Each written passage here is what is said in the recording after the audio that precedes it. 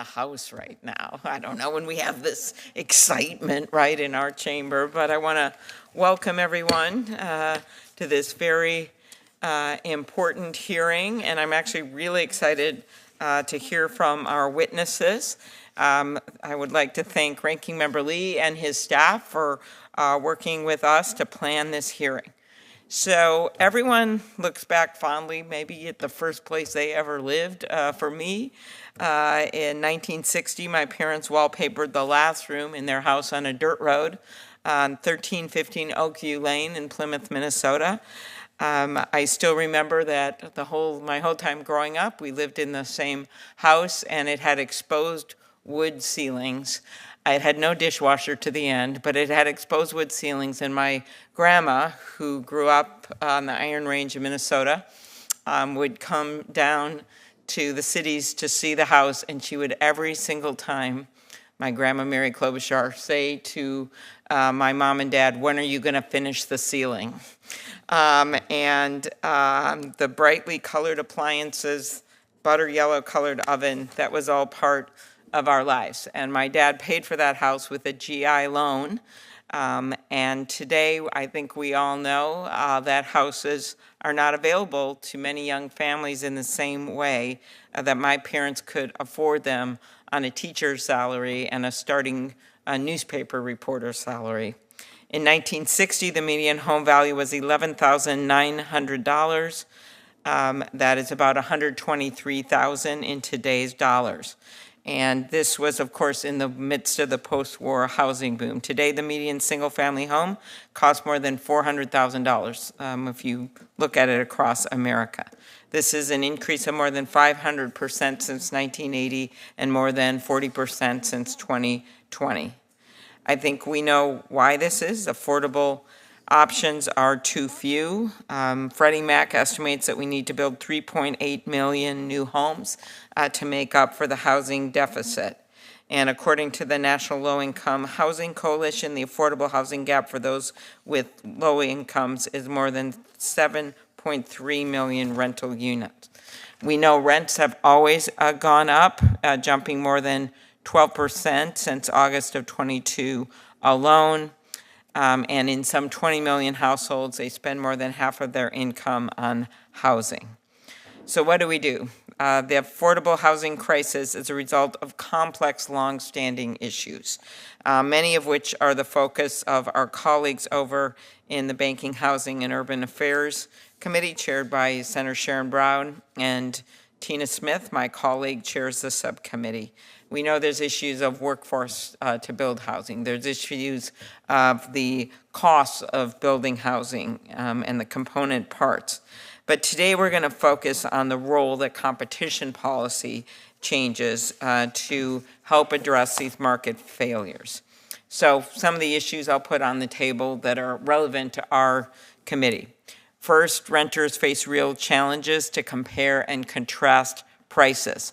More and more of the costs of renting are hidden from view through the proliferation of junk fees. As a result, renters struggle to take advantage of price competition because the true costs of housing are not transparent. Second, housing is an area in which we have seen the widespread use of algorithmic pricing tools designed to raise prices, even at the expense of higher vacancy rates. A growing number of companies like RealPage and Yardi offer services that collect competitively sensitive pricing information from competing property management committees, feed that data through sophisticated algorithms, and recommend unit-by-unit prices so landlords can charge a certain rent. Landlords have figured out that it is better for them and their bottom lines to use these products to price units high so that some of them actually sit empty, but it is easier to have them priced high for them in the long term. And so I believe landlords should be competing on price. And I don't think you see that happening when you have this algorithm-based games going on. Third, families are being boxed out of the market for single-family homes by institutional investors. There have been wide-range news reports about this, where institutional investors will just buy up homes in a neighborhood, making it out of reach, especially for first-time home buyers. The institutional buyers are often backed by large private equity funds seeking reliable revenues through rental income instead of allowing families to achieve the dream of home ownership. The presence of these institutional actors drives up home prices because they can make all cash offers and waive inspections to outbid everyday people. And unlike mom and pop landlords, these absentee owners are more likely to charge junk fees, evict families, and increase instability in our communities. Finally, this is all made worse by the fact that we are not building enough affordable housing. The number of starter homes being built has plummeted since the 2008 financial crisis, which put hundreds of thousands of small builders out of business. This has left us reliant on fewer and fewer large company home builders that dominate home building in major metropolitan areas. The builders tend to focus on high-end homes rather than starter homes. The consolidation in the home building market has been shown to reduce the number of new homes built by more than 100,000 houses every single year. So while we recognize that competition policy is no silver bullet, and I will emphasize that as we talk about, I'm sure, some of the other issues at hand, while it is no silver bullet for solving our affordable housing crisis, we shouldn't dismiss its importance. We should at least explore it and look at what possible solutions we can agree on. The antitrust laws were actually used in the 1960s to make sure that there was fairness in sales of homes, and we now need to examine whether our antitrust and consumer protection laws need to be updated to eliminate predatory junk fees from rental markets, root out anti-competitive tools that facilitate price fixing instead of competition, and ensure the market is more responsive to the increased demand for housing. I look forward to exploring these issues with my colleagues and our esteemed witnesses today. I now turn it over to Senator Lee. Thank you, Madam Chair. Thanks to all of you for coming. This is an important issue, and I'm glad we're holding the hearing. Millions of Americans all across the country, including so many in my own home state of Utah, are paying significantly higher prices to own, rent, or otherwise live in a home in 2023. Home ownership is even further out of reach for Americans than it has been at any other time in modern history. And this has created problems that we hope to address and discuss today. Just since July of 2021, just over 2 years ago, the affordability of a home has declined significantly, even in that narrow time frame. According to the Home Ownership Affordability Monitor, housing accounted for about 28% of Americans' median income in January of 2021. It's a lot of money. That's up then from what it had been just a few years earlier, when it used to be much lower than that. But, you know, it's a sizable chunk. People were spending over a quarter, between a quarter and a third of their income on housing. But let's look at what happened since then. It's jumped to a whopping 44% by September of 2023. These rates are worse than those seen during the financial crisis of 2008. Homes are less affordable today than at any other time since we started keeping track of this particular set of records back in 2006. We've never seen anything this bad since we began keeping those records. The monthly mortgage payment on a median price home is more than doubled in just 2 years. In 2021, it was $979, while today that payment is $2,059. It costs a family almost $13,000 more per year to live in the same house than it did just over 2 years ago, 2.5 years ago, the moment our current president took office. And with rents at record highs, many Americans have limited housing options available to them. If Americans are spending 44% of their income, close to half of what they make, on housing, and $13,000 more per year than they did just 2 years ago, it leaves families with less income, fewer resources, and less savings left over to pay for basic essentials, such as groceries, gasoline, cars, all of which have become dramatically more expensive at the exact same time that housing has become unaffordable. So with less ability to pay for these basic needs, there isn't money left over from anything else. Anything else, whether that's an emergency, unforeseen expense related to a car repair or a health condition, a family member who needs help, or a desire to go on a family vacation or buy something that the family needs.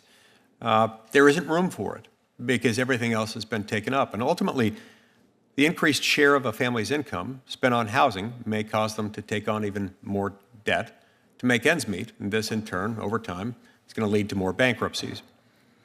Many failures may contribute to the sudden, abrupt, and severe rise in housing costs. We've got a number of things that we could look at. The first one I want to mention involves state and local regulations, which account for a significant constraint on housing supply. Anytime we look at the price of a particular thing, whether it's a good or a service or something as basic as a home, you have to look at supply and demand and how those two are interacting. And these things, these regulations, impose significant constraints on housing supply at the same time when demand is hardly going away, and in many states like Utah, it's increasing rather abruptly and dramatically. In cities across America, residents are burdened with zoning and overburdensome land use regulations at the federal, state, and local levels. And these regulations decrease the housing supply and, in many cases, directly prohibit housing development, increase costs, create uncertainty, and they produce significant delays. For example, the affirmatively furthering fair housing rule, originally adopted by the Obama administration, increased compliance costs and the cost of housing by adding additional federal zoning restrictions. Those restrictions aren't always things that show up as obviously the product of federal action, because they translate into these local units of government adopting new regulations, new restrictions in response to the AFFH rule, because they have to comply with those rules in order to continue receiving federal funds. For example, under the Community Development Block Grant Program. And it appears that the same will be true of the Biden administration's version of the same rule, which has not yet taken effect but will soon. Second, Americans are suffering through an extended period of high inflation generally, which has been particularly acute in the housing market. Throughout 2021, the inflation rate jumped to as high as 9%, more than 4 times the Federal Reserve's target inflation rate of 2%, in large part due to profligate federal spending and irresponsible monetary policy. Home prices rapidly increased over the last 5 decades, eclipsing the inflation rate by 150% since 1970. In fact, if home prices grew at the same rate as inflation since 1970, the median home price today would be just $177,788, rather than $408,100. Finally, the federal government's land ownership is also a critical factor, especially in parts of the United States that, like Utah, are home to vast swaths of federal land in holdings. In 2021, the states with the highest increases in home prices year over year were, not coincidentally, Arizona at 28.8%, Idaho at 28.7%, and Utah 24.5%. This comes as no surprise to us in the West. The federal government owns a really obscenely large percentage of our land. In Utah, the federal government owns about 67% of all the land in Utah. That's 2/3. While a small portion of this land consists of scenic national parks, most federal land in the West is managed by the Bureau of Land Management or the U.S. Forest Service, and most of it doesn't look like the postcard-worthy, picturesque viewscapes that you see associated with national parks.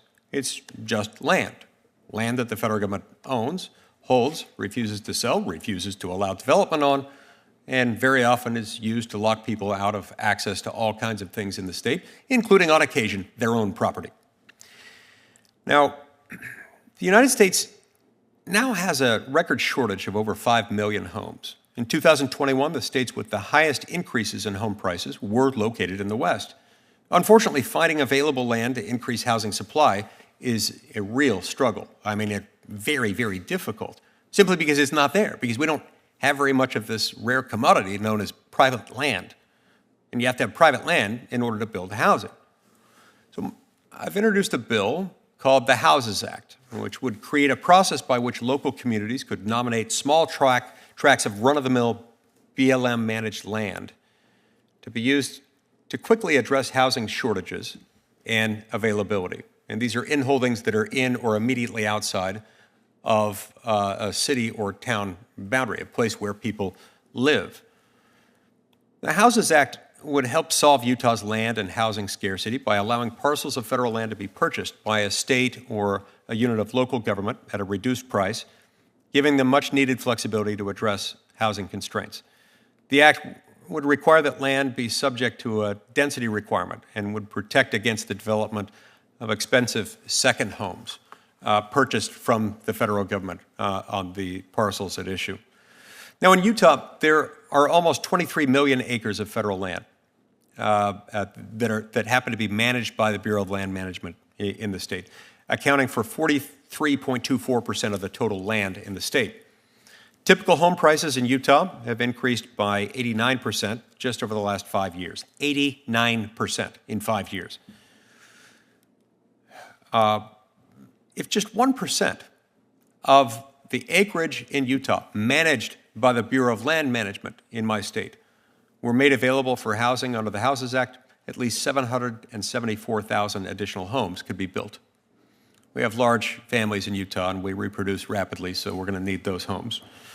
This hearing is intended to examine some of the factors contributing to the increased costs of homes, specifically some of the factors that members of the subcommittee might be able to help mitigate or potentially eliminate. And I look forward to this conversation. Thank you. Very, very good. I know we've been joined by Senator Blumenthal, who got in at 3 a.m. from a trip to the Mideast, so a total devotion to our subcommittee, as well as Senator Hirono. I look forward to hearing from, given the loss of homes in the Maui fires, and I know she'll be focused on that. Thank you. We have with us our witnesses. Diane Yentl is the president and CEO of the National Low-Income Housing Coalition. She's worked in affordable housing for over 25 years. Vanessa Brown Calder is the director of Opportunity and Family Policy Studies at the Cato Institute. She previously served as executive director and staff director at the Joint Economic Committee under Senator Lee. Luis Quintero is with us.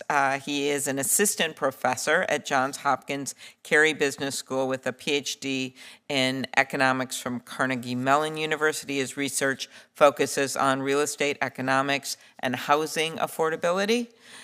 E.J. Antoni is a research fellow at the Heritage Foundation's Grover M. Herman Center for the Federal Budget. And Maurice Stuckey is the Douglas A. Blaze Distinguished Professor of Law at the University of Tennessee College of Law, where his teaching and research focuses on competition and antitrust law and policy. And he recently served as a senior advisor to the FTC and has spent years litigating antitrust matters with the Department of Justice. So with that, I'm going to swear in the witnesses. Here we go. If you guys could rise. Do you swear that the testimony you will give before the subcommittee shall be the truth, the whole truth, and nothing but the truth, so help you God? I do. Thank you. You can be seated. Now we will begin. So you can get started, Ms. Yentl. Thank you. Thank you, Chair Klobuchar, Ranking Member Lee, and Senator Hirono. Thank you for the opportunity to testify today. Across the nation, the lowest income renters face a severe shortage of affordable and available homes and a significant gap between incomes and housing costs. There is a national shortage of 7.3 million homes that are affordable and available to the lowest income renters. This shortage is a long-standing structural feature of the country's housing system, consistently impacting every state and nearly every community.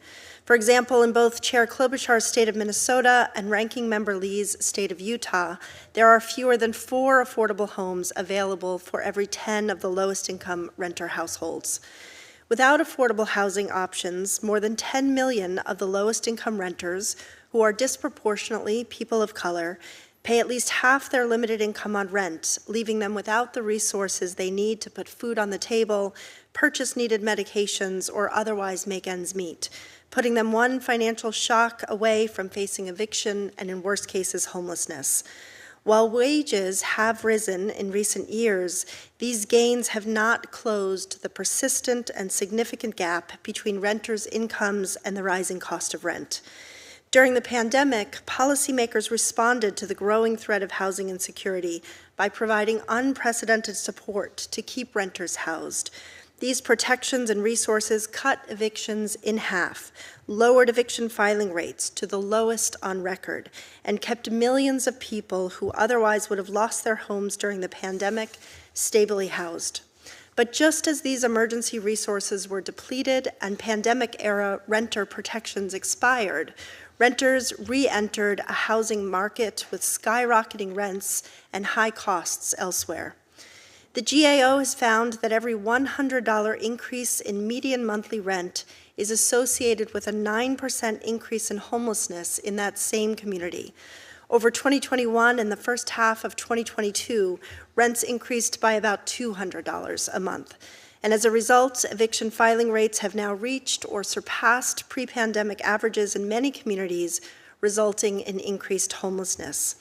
Even with the stabilization of rental prices this year, the rapid inflation we saw during 2021 and 2022 has done significant damage to affordability, especially for the lowest income renters.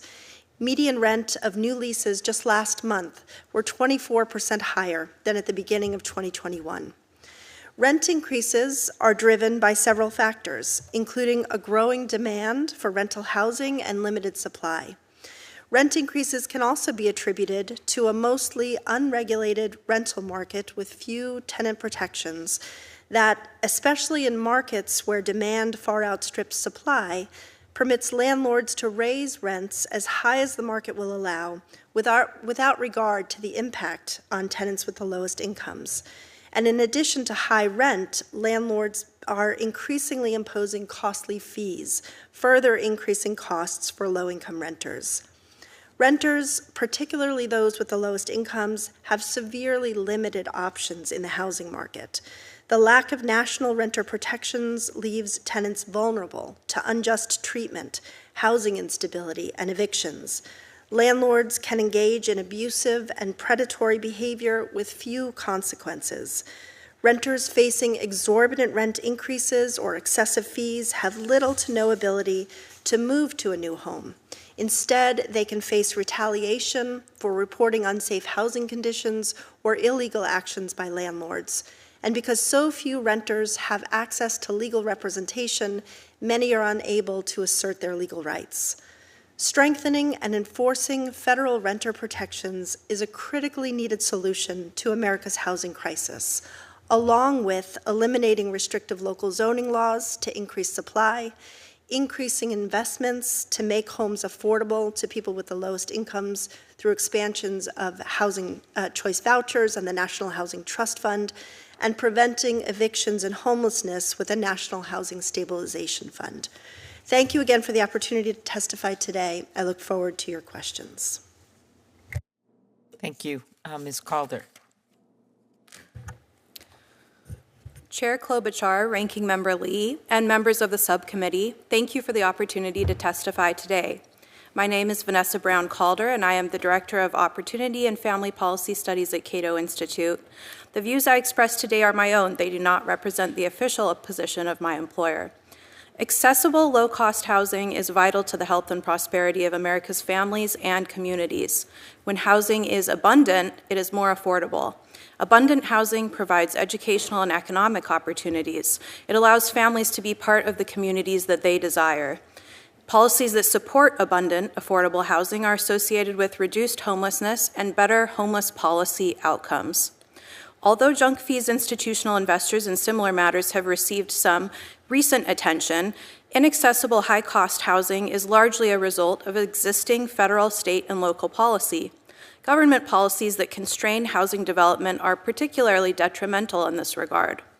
State and local regulations constitute some of the most significant policies constraining housing supply. Zoning and land use regulations are nearly ubiquitous across American cities. These regulations directly prohibit housing development, increase costs, create uncertainty, and produce delays. Zoning regulations have a meaningful impact on family budgets. A well-known paper finds that zoning pushes up the cost of apartments by around 50% in Manhattan, San Francisco, and San Jose. A recent paper reviewing 24 metropolitan areas finds a massive zoning tax up to $500,000 per quarter acre in cities with restrictive land use regimes. In addition to state and local policy, federal policy also plays a role in limiting housing supply. In Western states, the federal government owns a substantial portion of the land which cannot be developed. In Nevada, Utah, and Idaho, the federal government owns between 60 and 80% of the land. In other Western states, the federal government owns more than a third to a half.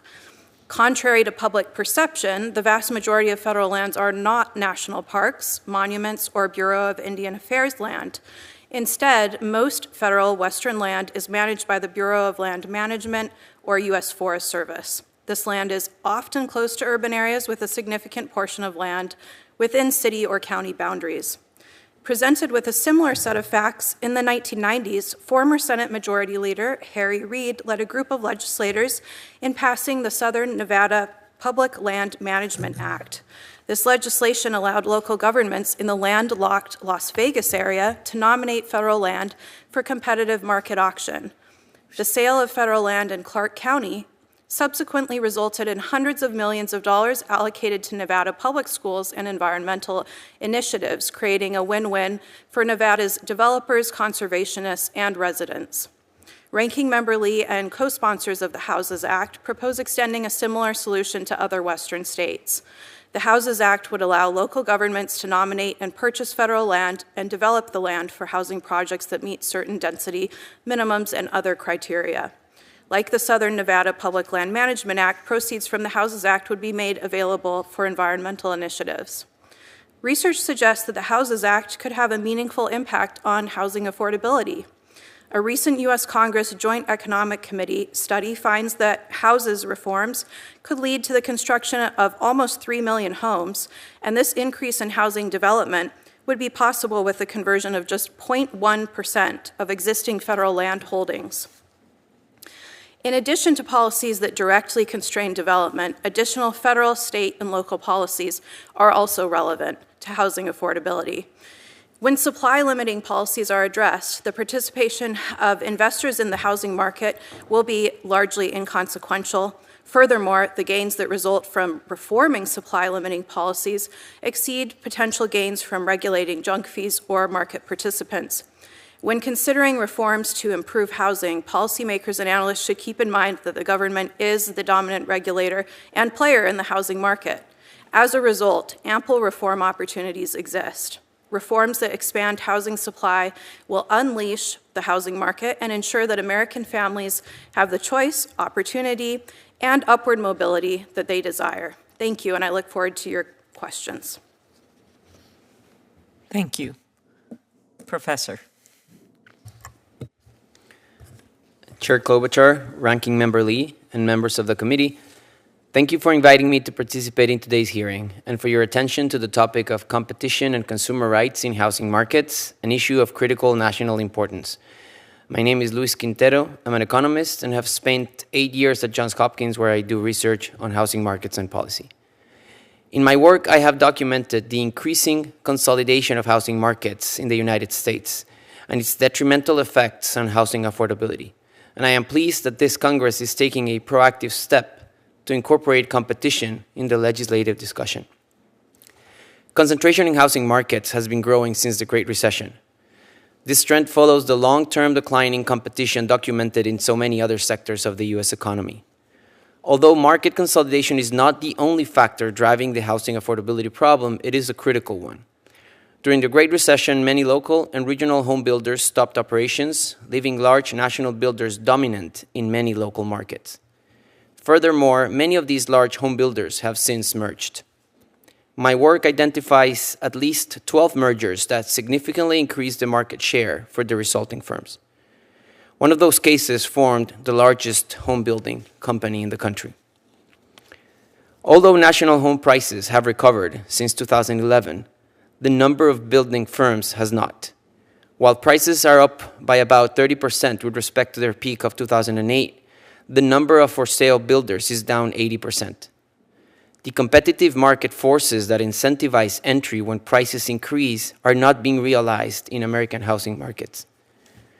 I estimated that 56% of markets exhibit concentrations that would fall into the category of highly concentrated as defined by the FTC. Most of the gains in market shares in recent years come from the increase in the activity of two home builders. Large mergers in this sector have most likely not been challenged because regulating authorities may not be defining relevant housing markets narrowly enough. The whole country is not a single housing market.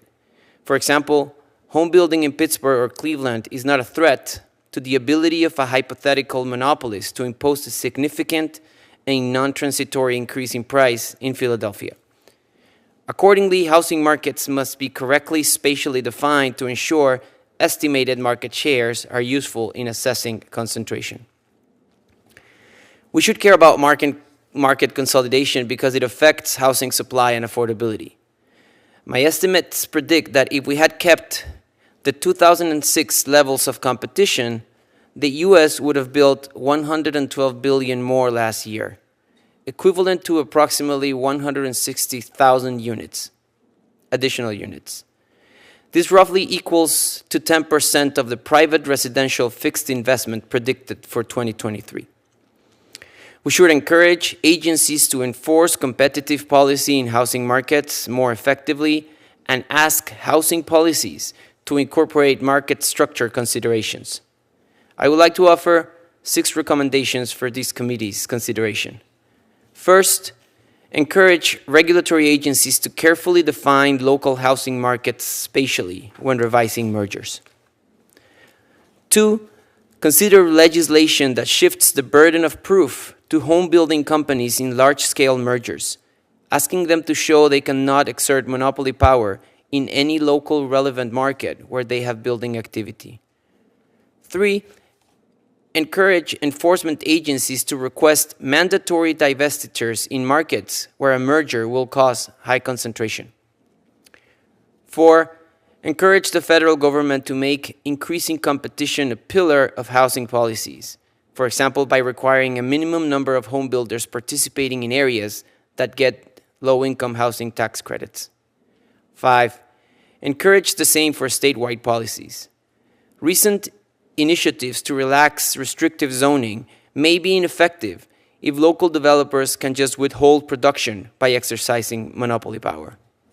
And 6, when considering the Philadelphia National Bank presumption, make sure market shares are defined using relevant spatial definitions of local housing markets. Thank you, and I would be pleased to answer any questions you may have. Well, thank you very, very much. Mr. Antoni.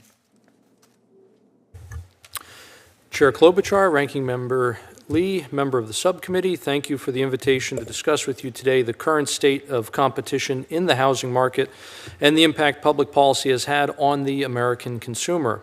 I'm a public finance economist at the Heritage Foundation, where I research fiscal and monetary policy. I'm also a senior fellow at the Committee to Unleash Prosperity. Americans today are facing historic challenges to achieving the American dream of home ownership, a dream which might now be better described as a nightmare. Home ownership affordability is arguably at a record low today, with 43.8% of the median household before tax income needed to purchase the median price home. In several major metropolitan areas of the country, over 100% of the median household after tax income is needed to purchase the median price home. A recent report showed that a median price home is unaffordable for the average income earner in 99% of the 572 counties examined. Another report indicates that a potential home buyer needs an annual income over 50% higher than the median household income to afford a median price home, which is a record high. While recent data shows that homeownership is 70% more expensive today than renting, the largest spread in 23 years, rent prices are also at record highs, according to a variety of data, including figures from the Bureau of Labor Statistics. The unaffordability of housing today has largely been caused by public policy. By manipulating interest rates to facilitate spending and borrowing by the Treasury Department, the Federal Reserve created disruptions in the economy. The unprecedented size of fiscal and monetary interventions in the last 3 years made the magnitude of these disruptions historic. The creation of trillions of dollars predictably spawned 40-year high inflation, which caused prices everywhere to rise. Low interest rates also made increasingly larger mortgages affordable, which drove home prices to new highs. Because interest rates were held so much lower than their natural equilibrium, investments which would not ordinarily be profitable suddenly became so. Institutional investors were able to buy swaths of housing for the purpose of renting. When the Federal Reserve belatedly raised interest rates to reduce the inflation it had helped cause, financing costs rose dramatically, especially for mortgages. Fixed interest rates on 30-year mortgages have more than tripled from their lows only a few years ago, and the monthly mortgage payment on a median price home has more than doubled since January 2021.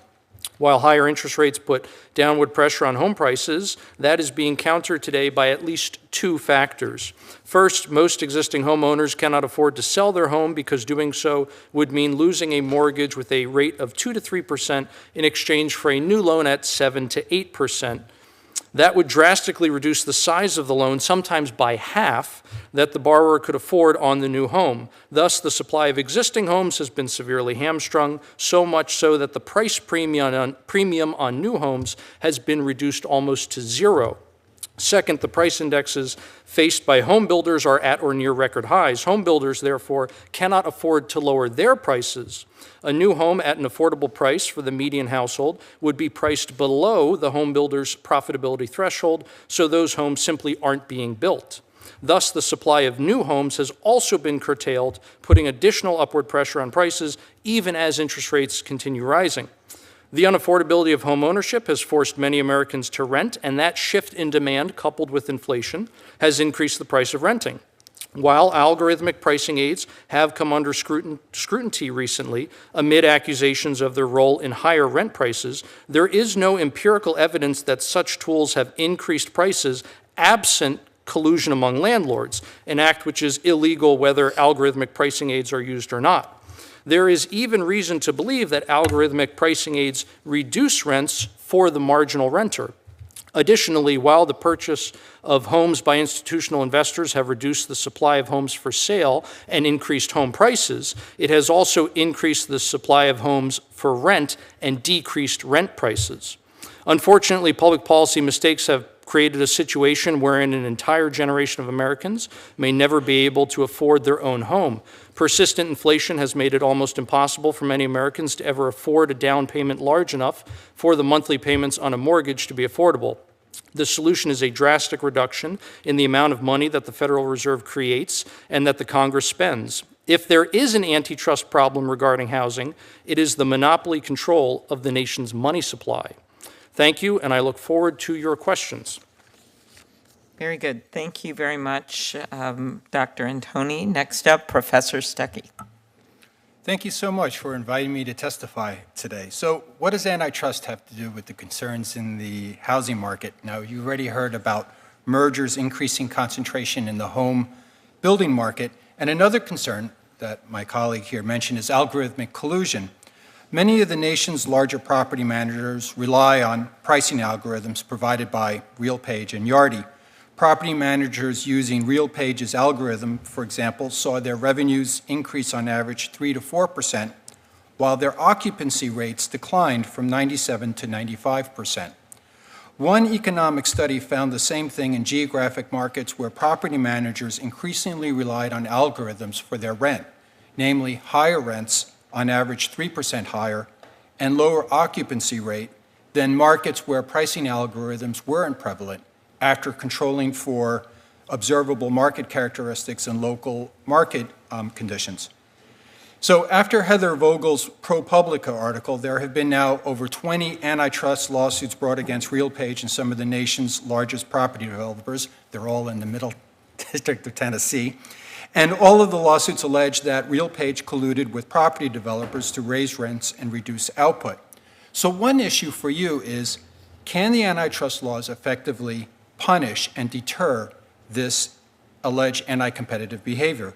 And the short answer is yes, if humans agreed among themselves to fix price and RealPage's pricing algorithm was then used to facilitate their collusion. But the antitrust law, as currently applied by the courts, cannot punish and deter this anti-competitive behavior in 3 scenarios. First is tacit algorithmic collusion. This is where the algorithms learn to tacitly collude without any agreement. Second is what is a hub and spoke algorithmic collusion scheme where rivals gradually drift to one algorithm without any agreement among the rim. And then third is what we call secondary tacit collusion, where rivals rely on several different hubs for their pricing, but those hubs then learn to tacitly collude. Now, the harm from these 3 scenarios is the same as if the executives were agreeing among themselves in a smoke-filled hotel room, namely higher prices and reduced output. But this is not just a U.S. problem. I mean, many jurisdictions recognize that it's hard to challenge this type of collusion under their current antitrust law. And it's not just simply an issue in housing markets. 2 recent studies have found evidence of tacit algorithmic collusion in Germany's retail gas station market, as well as on BOL.com, the largest online shopping marketplace in the Netherlands and Belgium. So, as more companies adopt pricing algorithms, this can be at times pro-competitive, but it also can be anti-competitive and beyond the reach of the antitrust law. So, if I can impress upon you one thing today, it's this. AI will only compound the legislative deficit to date. These problems will not go away. And you need then to look at this holistically from 3 different approaches. First, Congress should endorse the FTC's use of its authority under Section 5 of the FTC Act to tackle algorithmic collusion, and in addition, consider displacing the unwieldy rule of reason standard with clearer legal presumptions concerning certain vertical restraints.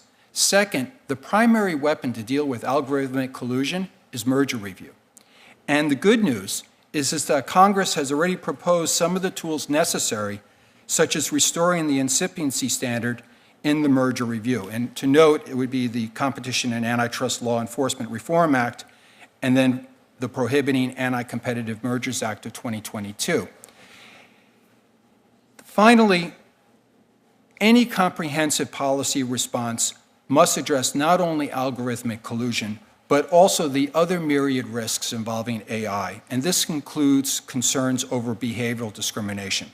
So we need privacy legislation, where individuals without penalty can opt out of the collection of their data for behavioral advertising. They can opt out of having their data collected about them in order to profile them. They can opt out of personalized services, and then they can also decide the right to limit at the onset what personal data is collected about them and for what non-advertising purpose. And this is just necessary. I mean, we see that in Europe, they already have the DMA. They're taking these additional steps. We need to do something as well to address the risks of AI. Look forward to your questions. Thank you. Thank you. Music to my ears, Professor Stuckey. And thank you for kind of looking at this in that larger context of some of the need for reform of our antitrust laws. So thank you, all of you. I'm going to give my first slotted time to Senator Hirono, who's been patiently waiting, and then we'll turn to Senator Lee. Thank you, Madam Chair and Ranking Member, for having this hearing. There's no question that the cost of housing is an issue throughout our country, and I am very well aware of how critical that is in Hawaii. In July, Hawaii Governor Josh Green issued an emergency proclamation on Hawaii's housing crisis. And then, not a simple thing, by the way. The average single-family house on Oahu now costs over $1 million, and less than 1/3 of households can afford to buy a home. Another third cannot afford rent, in part because of these figures. Hawaii loses another resident every 36 minutes. Let that sink in. As of 2022, there are more Native Hawaiians living on the mainland than in Hawaii. All of that predates the fire that devastated Lahaina and destroyed 3,000 homes and apartments, many of which house working-class families. Why do I bring up these facts? Well, junk fees, investor-owned homes, and supply chain shortages aren't entirely responsible for this crisis, but in such a tight market, they have an outsized effect. For Professor Stuckey, this is the Antitrust Subcommittee, so I'm interested to know what can we do with our antitrust laws. I believe you mentioned some changes we could make to the FTC's ability to go after algorithmic collusion, but perhaps some Sherman Act changes could also be helpful. Can you just talk a little bit more about some of the kinds of antitrust changes that you mentioned? Sure, certainly. I outlined them at the end, and one thing is that, you know, the concern about junk fees, you have to ask yourself, why isn't competition addressing this? In fact, why are firms increasingly competing to find better ways to manipulate consumers? And this might happen in markets that aren't monopolistic or aren't having just a few competitors. So one area for competition authorities is to understand when competition isn't working, what are the assumptions underlying competition, and what is happening that is preventing competition from being a race to the top rather than a race to the bottom. So this happens not only with junk fees, it's also with drip pricing and the like. And the FTC can go after that as an unfair method of competition. They can provide the necessary guardrails. The other area is with respect to pricing algorithms. I mean, your principal weapon is going to be mergers to prevent markets from becoming highly concentrated, that this algorithm can occur. But the problem is that courts have drifted away and view themselves basically as fortune tellers that have to predict what will happen after the merger and expect the agencies to prove higher prices post-merger. And as an enforcer yourself of antitrust laws, you know how difficult that could be.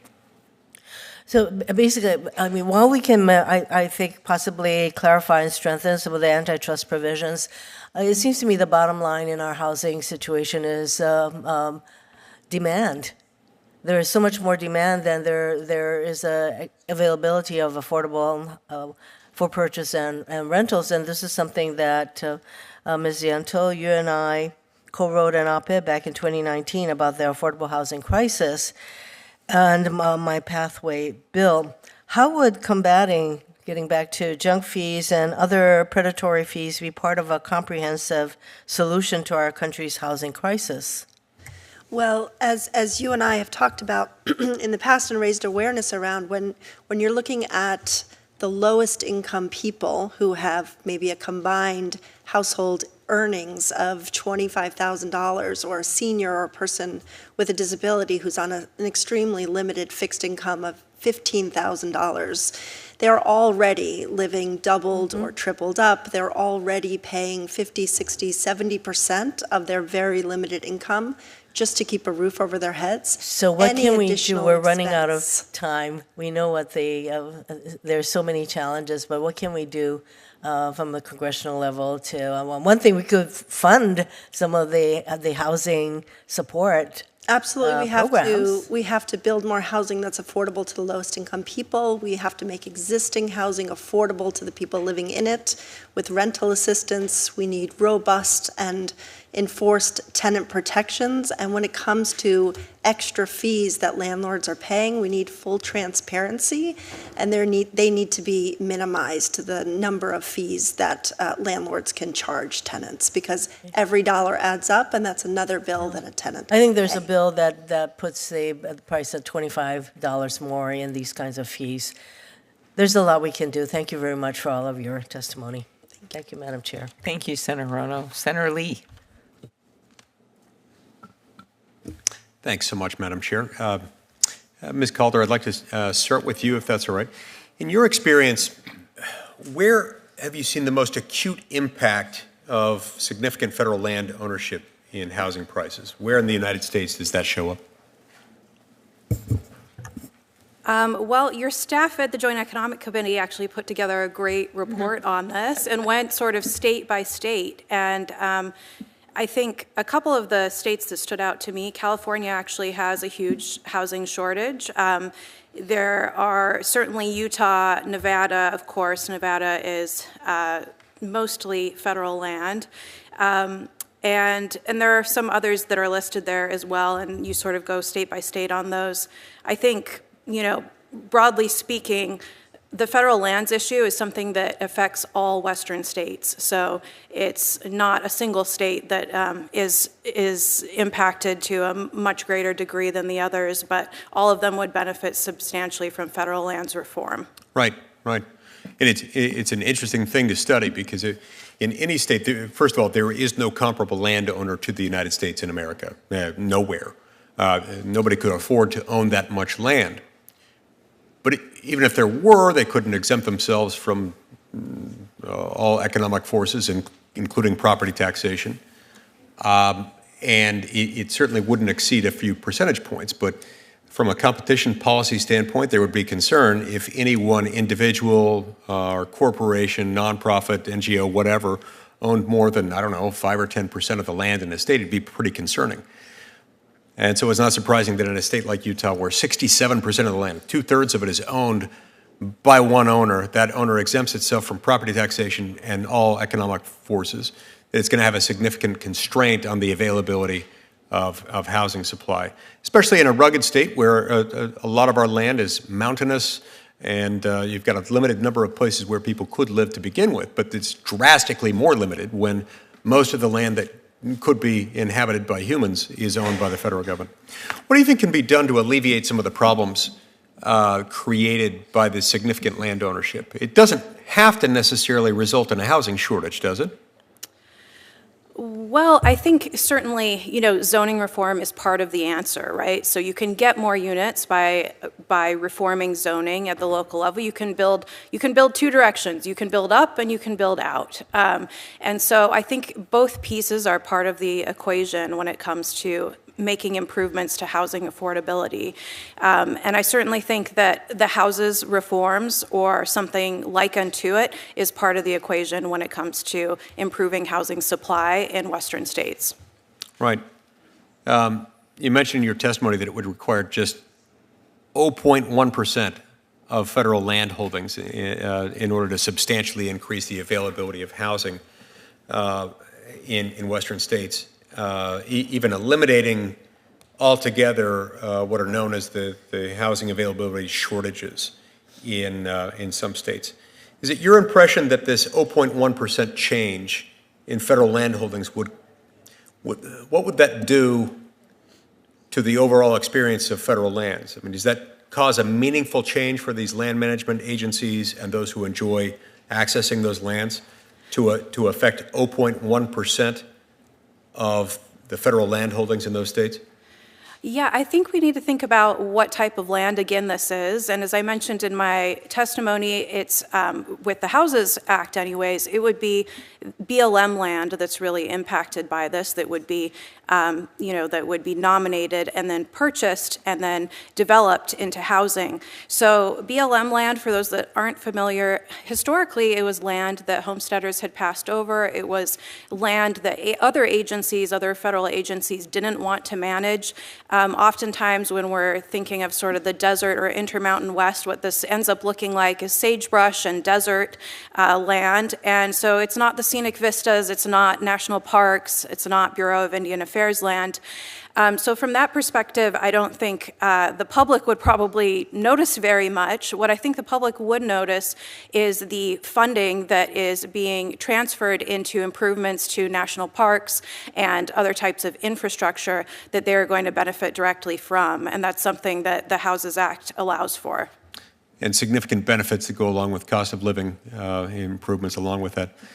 Mr. Antoni, what role has government spending and irresponsible monetary policy at the federal level played in the more than doubling of the cost of home ownership just in the last 2 years? Thank you, Senator, for the question. It has been the main driver, and without that cause, we would not have had the effect that we currently have today, where home ownership is just grossly unaffordable for the vast majority of Americans. When the Federal Reserve set out to create the trillions of dollars that the Treasury Department needed to spend over the last several years, it created inflation, which caused the price of everything to rise, especially homes. But its low interest rate policy, essentially a 0% interest rate, compounded that because it made the monthly payment on a mortgage incredibly low. And so you could afford a much larger mortgage for the exact same payment relative to, let's say, a normal interest rate, or the interest rates that we had at the end of 2019 or even the first 2 months of 2020. And so if you take away that root cause, you essentially remove the first link in the chain that we have been dealing with and are still dealing with today in terms of the unaffordability of home ownership, which has also compounded the problems in renting, because the shift of demand as people move away from trying to buy a home to rent a home because home ownership is simply too unaffordable, they are now increasing the demand for rents, which is driving up the price of rental units. And so it is not simply a problem contained to home ownership, but it is housing in general. In the distribution of the victims that are harmed by this is not exactly even across the economic spectrum. I mean, it is disproportionately affecting the middle class and low-income earners. Oh, right? Certainly, Senator. And this is true for inflation generally, but specifically for housing, those who have the least are hurt the most by it, an extension of the Matthew principle, I suppose you could say. And so what we are seeing today is essentially an entire generation of Americans who, for the first time in recent history, may never be able to own their own home, because as they continue saving, the savings that they have are losing value every day in the bank from inflation while the price of homes go up. And so they need an ever-growing down payment in order to buy a home, and the down payment needs to be especially large so that they can afford the monthly payment at such high interest rates. And the problem is that in that rat race, essentially, they will never actually get to the point where they have enough money for that down payment. Because as you were saying earlier, they are constantly seeing their earnings decrease in terms of what they can buy. And so there is less left over at the end of every month after they have paid for all of their necessities, including their ever-increasing rents, to be able to save for that down payment. Rich people made out pretty well in this. Rich people who wanted to buy up a lot of stuff, they made out really well. They just did so at the expense of the poor and middle class. And all of this, if I'm understanding you correctly, has to do with the manipulation of the interest rates by the Fed, in part, to a significant degree anyway, to help facilitate the financing of reckless federal spending by Congress. In other words, Congress doesn't want to exercise the discipline to spend no more than it takes in or anything close to it. It wants the praise of spending more money without having to do the hard work. And in order to finance all of that, there's pressure on the Federal Reserve to keep rates low. That makes it easier for Congress to avoid doing the difficult work. and it perversely helps rich people while hurting poor middle-class Americans. Is that a fair assessment? I think so, Senator, especially when you consider that those who were already homeowners, or those who in the initial stages of the pandemic, for example, were able to take advantage of these historically low mortgage rates, they were able to acquire that capital at relatively low prices before the inflation set in the months and years that followed. And so they were able, again, to acquire capital at a relatively low cost, and then to see the price of that capital appreciate noticeably in the months and years that followed. Thank you. Thank you very much, Senator Lee. I'll start with you, Ms. Yantel. Can you talk about the type of junk fees that renters are faced with? I don't think people are always, who don't rent anymore, maybe rented at some point, are not familiar with what's going on. There can be thank you, Senator Klobuchar. There can be a whole host of fees added onto a renter's rent payment each month, ranging from first rental application fees to get into the apartment in the first place, and then fees related to late payments. Notices of late payments can have an extra fee. There's pet fees. There's fees for using a garage, or fees for an internet usage that's mandatory and somebody can't opt out of. There's been stories of these fees adding up to as much as $400 a month in addition to the rental payment, and sometimes they can be very egregious. We have a partner in Idaho who worked with a tenant whose son brought home from school one day a praying mantis in a jar, and that month they were charged a pet fee from the landlord. The good news was that spurred a successful campaign for the state of Idaho now to have a law that requires full transparency up front about any fees that might be paid, and requires that they be made reasonable. But they really can be egregious, and they certainly add up. Wow. Just remembering back, my mom was a second grade teacher, and sometimes these type of animals would get lost when they went home. They were usually found, like the rabbits and things. But anyway, that's incredible. But I do think it gives us a sense of that, and those of us who rent when we're here actually know some of this as well. Professor Stuckey, just to go through this again, because I think it's a hard thing to get a grasp on. There have been numerous reports and lawsuits highlighting these price-setting tools that collect the pricing data, and as you rightly point out, there's no federal privacy law in place, which is a problem, to coordinate price increases among competing landlords. So they're able to get this data. And could you explain how these pricing tools could facilitate these higher prices? So they get the data and then it's shared, and how can that lead to these higher prices where you could see it as not a traditional way of fixing prices maybe, but a way of doing it in the modern digital age? Okay. So I mean, there's several scenarios. One scenario is where every firm has their own pricing algorithm. So when you go to like Martha's Vineyard, one thing you're surprised by is the high price of gas. But what one study found is that when gasoline stations start having these pricing algorithms, the speed and the response can prevent any company from getting an advantage by discounting. So what happens then in these markets is that prices start then elevating up. So algorithms can help facilitate collusion in markets already susceptible to it, but it can also increase it. Another scenario, and this happened in Las Vegas, is where allegedly 90% of the hotels are all using one hub. And so no competitor is going to give commercially sensitive information to the hub if the hub can then use it to help the rivals. So there must be some understanding that they're going to share on a real-time basis commercially sensitive information with the hub so that it's going to benefit all of them. Okay, so you rightfully noted some of the bills, some of them are my bills, that you could do generically to fix the antitrust laws, tweaks, things you could do, because it's very hard to bring any cases, including in tech and other things right now, where we've had no specific laws really passed except for Senator Lee's, which I'm the proud co-sponsor, bill on not changing venues, and then our bill to change the merger fees that Grassley and I had to to get more money to the agencies. Could you talk specifically what you could do about this specifically to update our competition laws so that these tools, as they are called, or price-setting tools, as they can be used for, cannot be used to raise rent above what would occur in a competitive marketplace?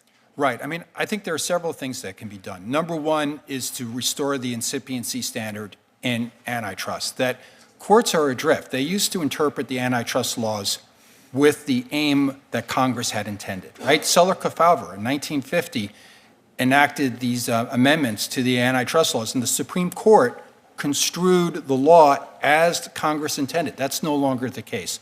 So one way would be to restore the incipiency standard, which your bill does.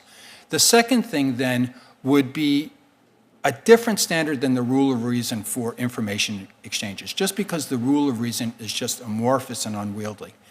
And then the third thing, and I think this is what, like John Stuart Mill said, what one of the good things that the government can do is collect a lot of information and then disseminate it. So one nice thing about your bill is improving the knowledge that we have about what antitrust policies work and not work. I mean, when I was at the DOJ, it was always surprising that we would allow these mergers to happen, and then we never followed up to see, Years later. to see if it was right. And so, Ticketmaster, Live Nation. Anyway, and I'm sorry, my mind just went to something else. But- Keep going. but I would think that's one of the most important aspects that we can have. And then we could learn more about what markets are susceptible to tacit collusion. Is there a specific threshold? Like one study found, once it went beyond 8 sellers, the use of pricing algorithms became quite vigorous. And so we just need to have a better understanding, and the United States can play an important role in that. One of the most pressing issues is not enough affordable homes. We just talked about that, single-family starter homes, the like. Mr. Quintero, Dr. Quintero, could you explain how having fewer home builders in a market reduces the supply of new homes? Thanks for the question, Chair Klobuchar. The underlying concern about competition in general is how fewer suppliers of any good or service are just going to supply less of it, and as a consequence, with a fixed demand, or in this case for housing with a growing demand, prices would go up. This is what has been happening in housing. We have fewer and fewer developers building, and it's in their own interest to charge higher prices. And that is not a new story. That's an old story. That's a story of housing markets. The problem is that as prices have gone up since 2011, we have not seen an entry of new developers that compete with those that are incumbent.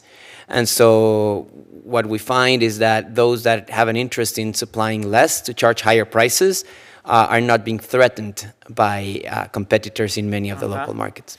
And so do you think that's something antitrust enforcers should look at in the future when mergers are presented to them? Yes, there's been at least 12 mergers that, if you look at the housing markets well-defined spatially, should have been challenged by any regulatory agency. They would have been challenged in other sectors. My belief and my understanding is that what they're doing is they're defining, in some cases, whole regions of the United States. In one case that I could find, the whole U.S. as a single housing market. I think that is wrong. We, as they should talk to the people in Jackson County. Right. Minnesota. As potential homeowners, we're not substituting between the possibility of living in D.C. and living in L.A., right? So yeah. So that was that last comment, then I'll turn it over to Senator Hirono, or Senator Lee for additional question, then Senator Hirono for a second round. But one of the things that has been troubling to me is in some of our rural areas where we have very steady employers. We really do.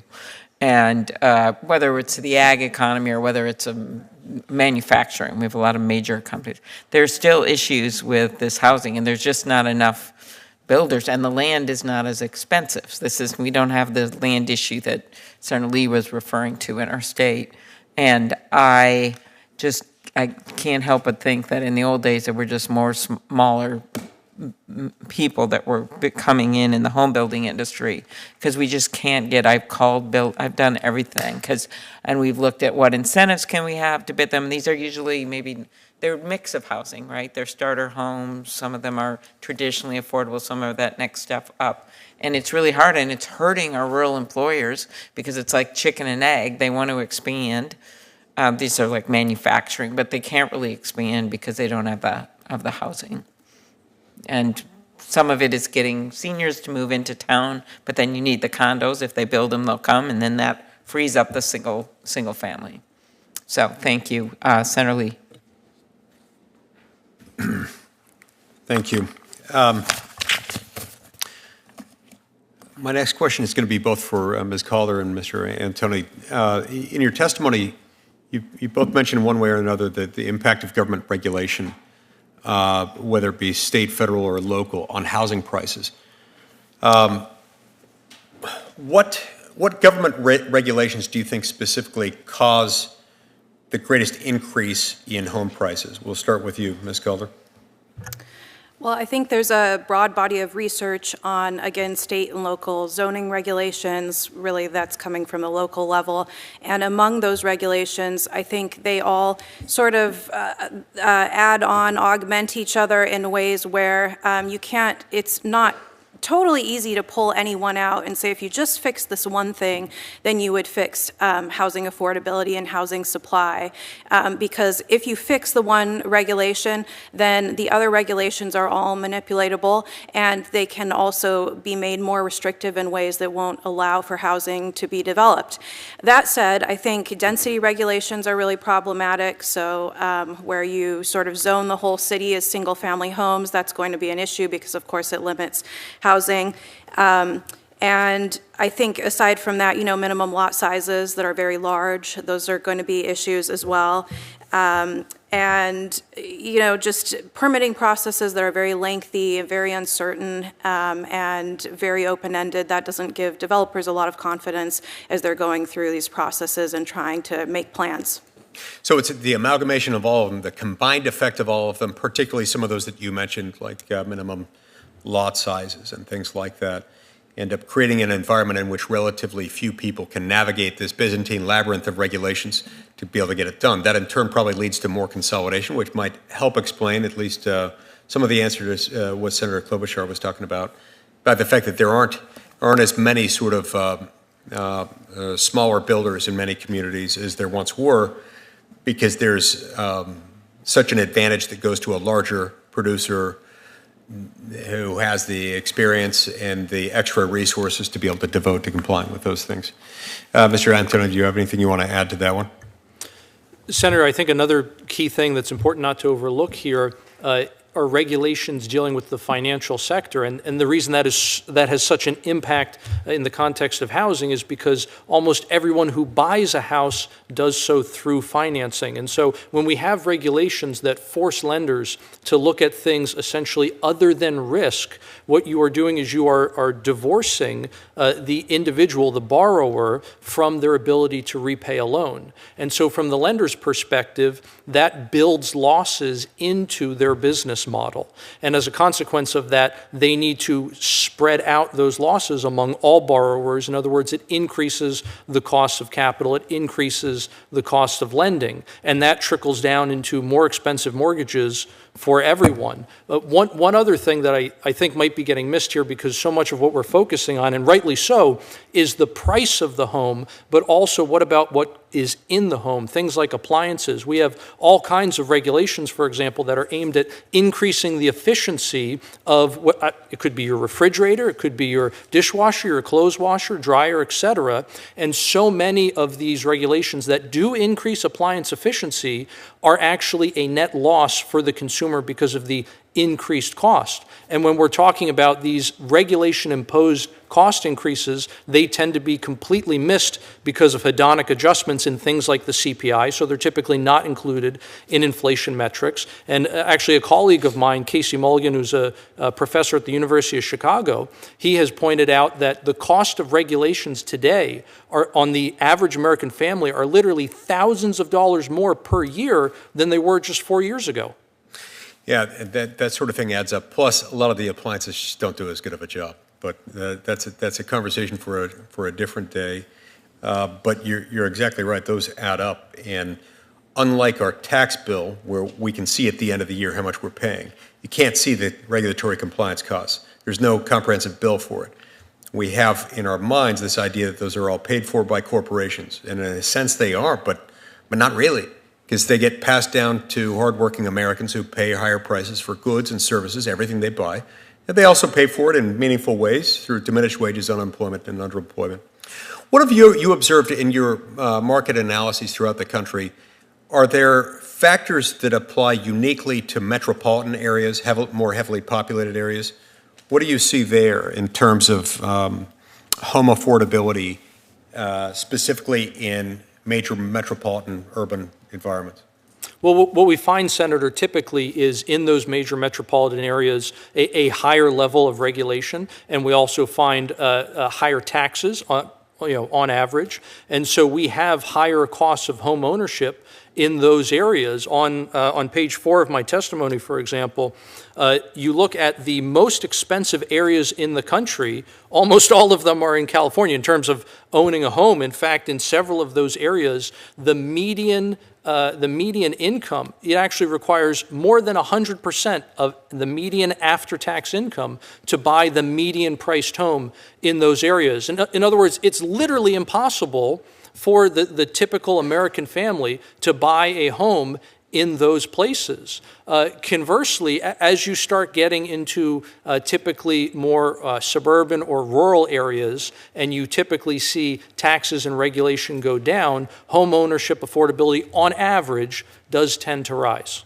And that in turn ends up creating even more disparities as you look across the economic spectrum. Because if you're in one of those areas, you're unfortunate enough to live in there, some of the setting aside the graduated income tax system that we have, some of the benefits associated with home ownership, like the mortgage interest deduction, either phases out or ends at, I think, around $500,000 or something like that.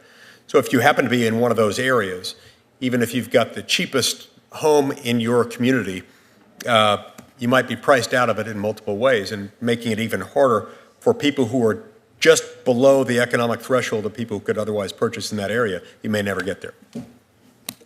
Thank you, Madam Chair. Okay, thank you. Senator Arona.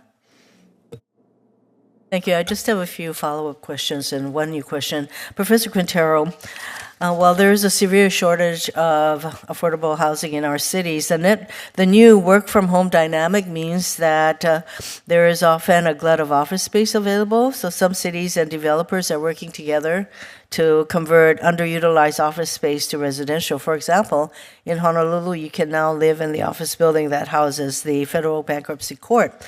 Could relaxing or altering building codes and incentives to encourage office to residential conversions be part of the solution to our affordable housing crisis? Anything that increases the effective supply of homes, whether it be new homes or existing, would help towards a solution. The case I'm most familiar with is Baltimore, where there's been a significant move towards conversions from commercial to residential. There's a significant barrier in terms, one structural, the other one in legal terms and zoning regulations that prevent these conversions from being done cheaply and quickly. And so I think there's a long way to go for conversions to actually solve the problem, but they would be a step in the right direction. Well, to the extent that all these states and counties also have the zoning regulations, there may be a way for us to approach supporting these kinds of conversions with health and safety in mind, of course, on a national level. So if you have some ideas along those lines, please pass them on. But for Professor Stuckey, in the multi-district litigation that has been filed against RealPage, one of the allegations was from someone who has utilized RealPage. He said that although we, meaning him, they are all technically competitors, RealPage helps us to work together to make us all more successful in our pricing. And so short of an agreement, that is definitely price fixing. And so based on the Supreme Court's current posture on price fixing, tacit collusion or conscious parallelism, these are not price fixing. So is this, now that we have these new tools or new entities such as RealPage with algorithms, this is not Bob giving you information, this is a whole system. Don't you think that we need to have some changes, as I mentioned, to our antitrust laws to address the new tools that are being utilized that basically results in fixed prices? Absolutely. So antitrust needs to be modernized for the digital economy. The last time you've had meaningful antitrust regulation was update to legislation was over what is it, 50 years ago? And so but tacit collusion is very tricky to get at by itself because it can just be the response of market participants. Like you can have tacit collusion in markets where, one way to explain to my students tacit collusion is I say break up into groups of 2 or 3. Here's the monopoly price, here's the competitive price. Just show each other the price that you're going to charge for that day. And then after 10, 15 rounds, they report their results. Invariably, it's close to the monopoly rate. And so how, as an enforcer, can you get at that, right? I mean, you can't tell a competitor not to look at its rivals' rates. So getting at this collusion directly, head-on, is very difficult. So the best way to do it is to get at it indirectly. That would be through merger review, and then any sort of facilitating practices that can help achieve that algorithmic collusion. For example, sharing of confidential information with the hub. I think we need to do something because there's just a lot of these new kind of tools, AI, all of these new tools that did not exist 50 years ago when the basic antitrust laws were first being articulated. And I do think that we need to, as you say, modernize. And if you have some language that you can propose to the committee, I would certainly be interested. But the fact that you have all these investor purchases now of housing stock, a huge percentage, it could be a huge percentage in certain areas like Atlanta, they seem to go to certain areas. I think that just increases the chances of these kinds of collusive, what I would call collusive parallel pricing. And I think we need to do, I'm asking you for some ideas on how we can go forward. Thank you, Madam Chair. Thank you very much, Senator Hirono, for those good questions. And next up, we have Senator Blackburn. Then I have a very brief question, and then I think we're going to end things as there's a conflict with an AI meeting, but we are very focused on this issue right now. Senator Blackburn. Thank you so much. And yes, you're right. It's a busy day. There is a lot happening. Professor Stuck, welcome. We're delighted that you are here from UT and appreciate that you would make the trip. So thank you for that. Ms. Calder, let me come to you. You know, in Tennessee, we have a lot of people that are moving there, and they're wanting to leave other areas. We even have some Minnesotans that have come to Tennessee to especially relocate. In the winter. That's exactly right. They like our weather a whole lot better. But we know that there's a need to focus on some common sense solutions, and some of us have really done that. What we have found is over 10 million families spend more than half of their income on housing, and of course this makes it very difficult for the rest of their budget. So some of us at Finance Committee have brought forward a bill, the Affordable Housing Credit Improvement Act, which would expand and strengthen the low-income housing tax credit. And that bill would increase the number of credits available to states by 50%.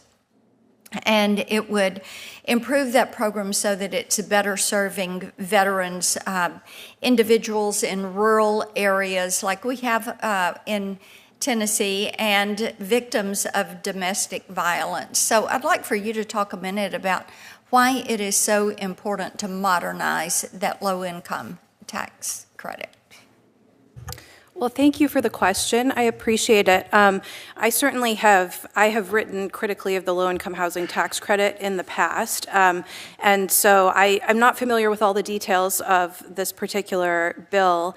But I do think that the low-income housing tax credit certainly needs modernizing, changing. Some of the issues that I see with the low-income housing tax credit in general right now are that, for one thing, it is more expensive than various demand-side vouchers or demand-side assistance.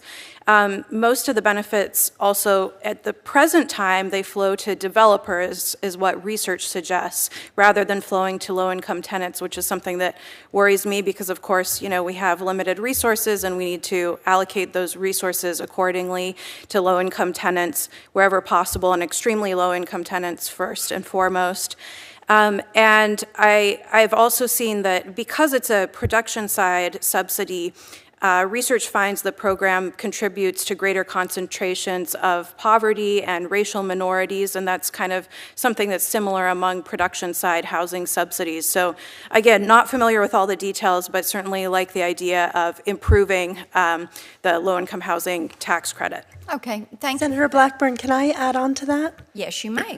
We support your legislation and appreciate your leadership in pushing it forward. The low-income housing tax credit program is an important tool to develop affordable housing across the country and can be further improved, as your legislation would do. And we especially appreciate the provisions in the legislation that would allow for developers to ensure that these low-income housing tax credit properties are more affordable to the people who need it the most, the lowest income people, people in rural and tribal communities, and we appreciate the additional transparency around let me LIHTC stay with data. you. We hear a lot about Bidenomics and the inflation rate that is out there, and the fact that the home price, the average home price, median home price is up over 27%. Mortgage rates have increased twofold since 2020, and homeownership is a part of the American dream. So many people want to own their own home. And this administration seems to have some misguided policies that are making that more difficult. So as you all are doing your work, Ms. Yentl, do you see Bidenomics, the inflation rate, all of that having a negative impact? No, I'd say the opposite, actually. The low-income renters certainly are struggling to afford their rent, now in some cases more than ever, and housing affordability for the lowest income renters has worsened recently, but it has been a long-standing systemic issue in our housing market. Well, my time's running out, but I would say Gallup disagrees with you. They found 21% of Americans believe it's a good time to purchase a home, and that number is way down from what it has been. That's the lowest that has ever been recorded, and inflation is having a negative impact. I've got two more questions for Ms. Yentl, but I know time has run out, and I will yield my time. Okay, and you could put those on the record, is that all right? Okay, thank you. One last question, Ms. Yentl. Another factor many discussed today that disrupts healthy competition in the housing market is the prevalence of private equity-backed institutional investors buying up large swaths of single-family homes. In some neighborhoods, these types of investors own an incredibly high percentage of homes. I've seen this, there's been major news reports on this, well documented. Can you talk about how institutional investors came to own a significant share of single-family homes in certain markets and how it affects housing affordability? Well, especially on the second point, I would focus on the data that shows that institutional investors tend to be among the worst landlords. So there's clear evidence that institutional investors are more likely to be serial eviction filers, to file evictions more often, to add predatory fees, to use serial evictions and predatory fees as a profit-generating scheme. So as those institutional investors especially are targeting communities that are disproportionately people of color or have disproportionately high rates of poverty, then we're seeing the harm of these practices fall even greater on people with the lowest incomes and the most marginalized households. All right. Well, thank you very much. Can I ask one very brief follow-up? Yes. I just want to give EJ a chance to respond to Senator Blackburn's question about Bidenomics and what impact it's had on housing affordability. Certainly, Senator. Just very briefly, if you look at the performance of wages versus price indexes, such as the Consumer Price Index, you find that for a record 26 consecutive months of the Biden administration, the Consumer Price Index had larger annual gains than weekly earnings did. And so as a result of that, the typical American family has lost thousands of dollars in income, not in terms of the size of the paycheck, but what that paycheck can actually buy. And then you couple, as you pointed out, this connection between spending and inflation and the creation of money. When you also include the fact that interest rates have gone up so dramatically, that has increased the borrowing costs for families by thousands of dollars a year. And these effects combined make the typical American family about $7,300 poorer today as compared to January of 2021. In other words, take what the typical American family was earning at the time of the start of this administration and compare that to today, and it is as if you took $7,300 off of their annual earnings. Anyone want to add anything more here? Are we good? Okay.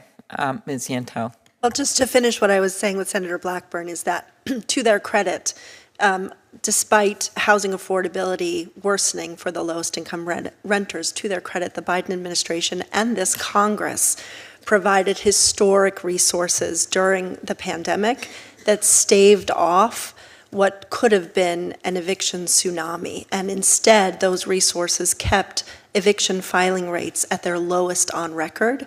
And those are the kind of investments and programs that should be continued and made permanent. Okay, very good.